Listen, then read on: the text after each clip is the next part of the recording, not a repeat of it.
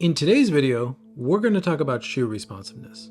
Now, this is a very complicated subject that I am probably, again, going to oversimplify here, but I want to go through sort of the variables that a lot of people will consider add to responsiveness in a running shoe and help you understand the different types of responsiveness and maybe understand how to pick your own responsive running shoe. So if that sounds interesting, stick around and we'll dive in. So when we're talking about shoe responsiveness, what are we actually saying? Now, there's a lot of definitions out there, but one of the ones I think of the most is when I have a shoe, how does a shoe respond to the forces I want to put into it when I want to put them into it? Meaning, if I am trying to run fast, how does the shoe help me pick up speed? If I'm trying to run steady, does the shoe help me tick over? If I'm trying to run easy, does the shoe aid me in shuffling through a recovery run or something like that? So it is a bit of a mixed bag, defining it, but it's mostly about how does it respond when I want to put force into it. And that's really what a running shoe's purpose is in the first place. Now, responsiveness in a running shoe is a combination of a bunch of things, and it's a very complicated subject that sports scientists and mechanical engineers study all of the time, especially since the kickoff of the super shoe era. But I'm going to try to go through 5 points right now that I think contribute to responsiveness in a shoe. The first one that really I think contributes the most to the shoe's responsiveness is really the foam resiliency. Now, I have a whole video about foam resiliency. There'll be a card on the screen and there'll be a link in the description. Go look at that. Go watch that video for a really in-depth, deep dive into that. Again, I simplify it as much as I can, but again, it's a very complicated thing. But for the sake of this video, the resiliency of foam is how much does the foam bounce back when I impact it. So if I'm landing and loading the foam, how quickly does it rebound back to its original state? That's foam resiliency. And as runners, we talk about that endlessly with all the super foams and the training foams out there. We're always focused on that. And it is a large factor of what makes a shoe responsive, but it's not the only one. The second factor that would contribute a lot to responsiveness, again, has to do with the foam, but it's about how much foam, how big is the stack.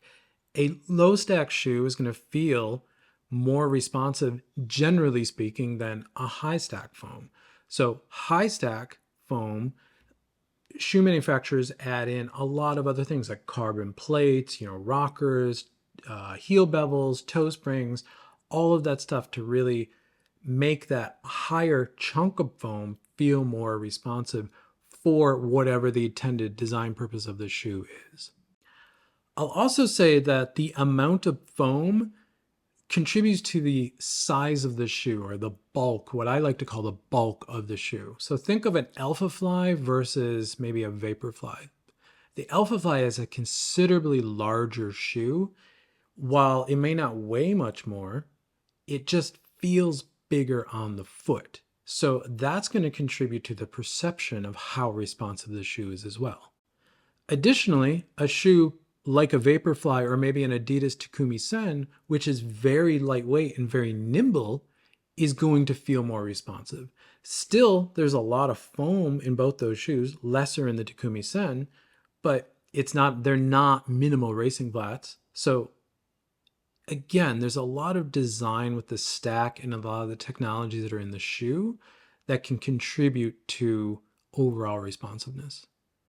Third factor that I think contributes a lot to responsiveness, or the feeling of responsiveness in the shoe, is the stiffness of the shoe.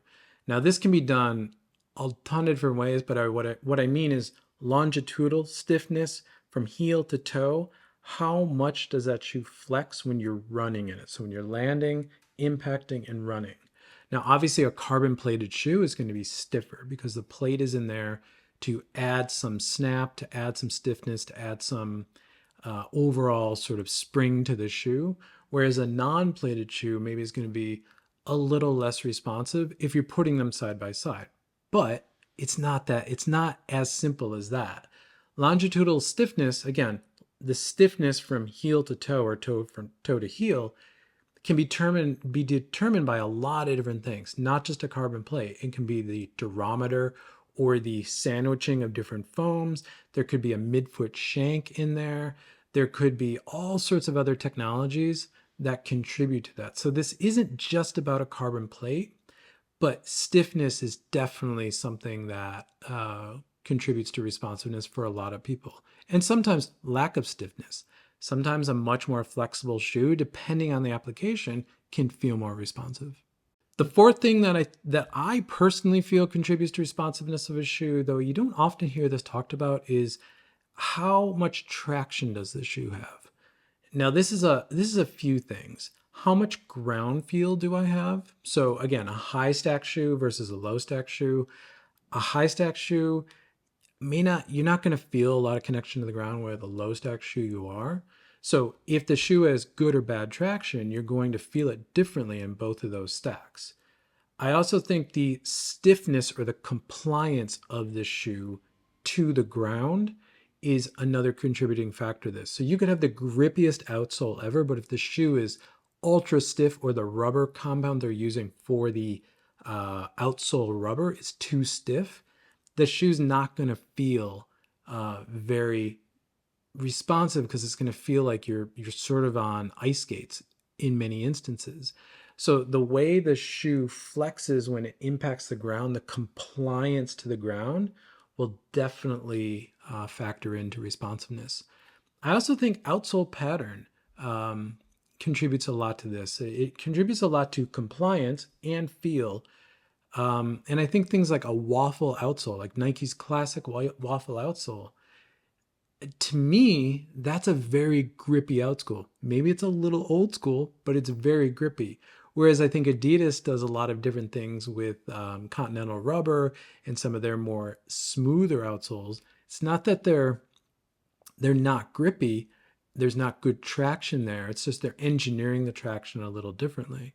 So again, this is a very complicated area, but it's really about the interaction of the shoe to the ground. How much do you feel that, and how compliant is it to the ground? Something that's more compliant, therefore has better grip, is generally speaking going to feel more responsive. And number 5, and really the last one that I think of, is really the overall shoe geometry. And now this is sort of the one that encompasses everything I just talked about, and it's really sort of the design of the shoe. Now, geometry can really fall into a bunch of categories actually, but I'm going to simplify this down to 3 categories. The first one I would call extreme geometry. These would be your shoes that have a lot of rocker, a lot of foam, a big toe spring, maybe a lot of heel bevel. They have a stiff plate in them. They have a like massive amount of foam. These are the shoes that are designed for long distance running, for ticking over your feet, for engaging that toe spring and just getting you moving forward all the time. Therefore, these are generally marathon racing shoes. I think good examples of this type of shoe would be an Adidas Adios Pro 3. That shoe has crazy toe spring, but that's a marathon racer. That's meant for running fast and a long distance and ticking your feet over and over and over. I think another shoe that falls into this would be the Nike Alpha Fly. Again, crazy toe spring on that. There's a lot of other technology in that shoe, but generally that shoe is trying to get you up on those AirPods, up on the forefoot, and move you forward. I also think Saucony's Endorphin Elite would also fit into this category, because that shoe has a crazy toe spring in it. And toe spring is the amount of ramp in the toe. These types of shoes generally are going to feel responsive, again, for long distance running long, fast, a marathon, but they also come with sort of this falling off a cliff feeling. They feel very extreme when you're toe offing, because it just feels like you're falling off a cliff. That's by design. That's response here, in that it's helping you move forward.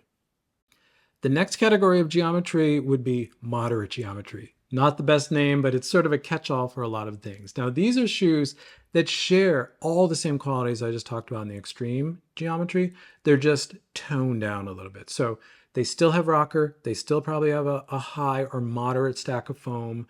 They still have a toe spring, but it's not as extreme. They still probably have a heel bevel, but again, not as extreme.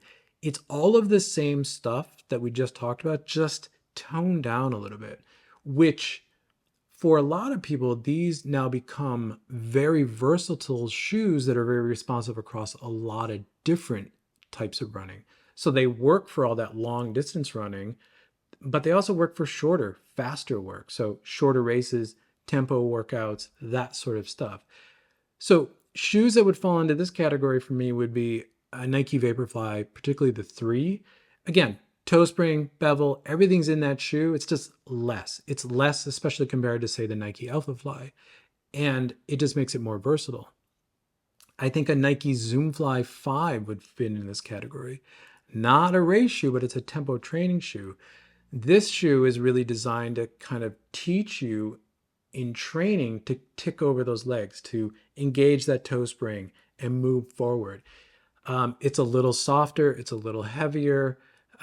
Sometimes this sort of tempo trainer that would fall into this category would generally, though, they're always going to have a plate in them, but sometimes they can be a nylon plate, which again will soften it a little bit. Again, toning it down, making it less extreme, but still training you to be able to run in the more extreme race shoes. And the last category would be what I would call traditional geometry. Now, this is your low stack, probably no plate, probably if anything, there's a midfoot shank in it. These are your traditional racing flats. What you're getting here is you're getting direct energy transmission from the ground. So all the force you put into this shoe, you're getting back immediately. There's nothing really between you and the ground. It's just you're driving and moving forward in these shoes. Now, these shoes, again, probably in the most classic definition of what a responsive racing shoe is, or a responsive running shoe, these would be considered the most responsive shoe. But the catch with that is that you need the form and conditioning to be able to get the best out of this shoe. You could go run a marathon in a traditional racing flat, and before the super shoe era, a lot of people did, most people did, but you need the form and conditioning to really get the best out of that. But for shorter work, interval work, track work, 400s, 200s, all of that sort of work, these are generally going to be the more responsive shoe. Like I said, you could do that in one of the extreme geometry marathon racers, like an Alphafly. A lot of people do. It may feel responsive to you, but it's this racing flat's going to feel the most responsive. And I think what falls into this category would be a Nike Streakfly, the Adidas Adios series in general. That's your classic racing flat. And I think from Asics, the Hyperspeed series, right now the Hyperspeed 2, that's going to fall in this category. Flatter geometry. There's a little, tiny bit of toe spring in the toe, but nothing extreme compared to what we just looked at. There could be a stiff or a soft outsole. It can really range, but again, the shoe is generally very flat, generally very lightweight, not a ton of foam, and you're getting just direct energy transmission to the ground, which also means you can feel the ground. You're getting a lot of ground feel. The shoe needs to grip really well. So if one of these kind of racing flats doesn't have a good outsole on it and they're not gripping and they're not compliant with the ground, you're going to feel it. A lot of little subtleties in this type of shoe, but generally speaking, the traditional geometry is what people are saying a responsive shoe is. So there you go. It's a very complicated thing, and I tried to simplify it as much as I can. And you can even see when I'm talking about it, it gets blurry between what is, from a mechanical engineering stance, what is responsiveness versus a very subjective personal feeling or application. It's very murky. And I think as runners, we typically will always debate this stuff. A manufacturer can design a shoe to do something very specific, but as soon as you go run in it, you may find it's going to work for you for something very different. So there isn't really a right or wrong answer here. I think, according to manufacturers, there may be. Mechanically and biomechanically, there may be, but unless you're working with a coach or you're doing a lot of, stuff in a lab, you're never really going to notice that drastically. And a lot of being a runner is running through a lot of different shoes and figuring out what's going to work for you best. Thanks for watching. If you're new here, subscribe. You'll see more content like this pop up in your feed. And if you're not, drop a like on this video. Definitely helps this channel grow, which I will always appreciate. And with that, I will see you in the next one.